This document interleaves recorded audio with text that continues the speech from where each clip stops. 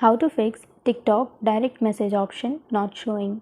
So if you can't see your TikTok direct messages, then first of all you have to open up your TikTok application.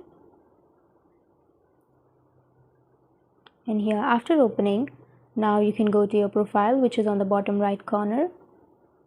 And then you can go to the upper right corner, which has the three bar icon, and then head over to settings and privacy. And now you can simply scroll down, and here under support you will have report a problem option. Simply tap on report a problem, and then if you scroll down, here you will have direct message option.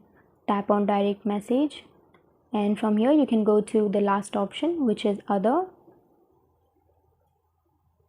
and now tap on no, and then tap on need more help, which is on the bottom left side. And from here you can simply write a feedback like I'm not being able to direct message someone. And after that you can also upload some screenshots of the problem, and after uploading you can simply tap on submit, which is on the bottom of your screen or the middle of your screen. And that's it. That's the only way to fix your problem. And if you have any questions, feel free to comment below. Thanks for watching.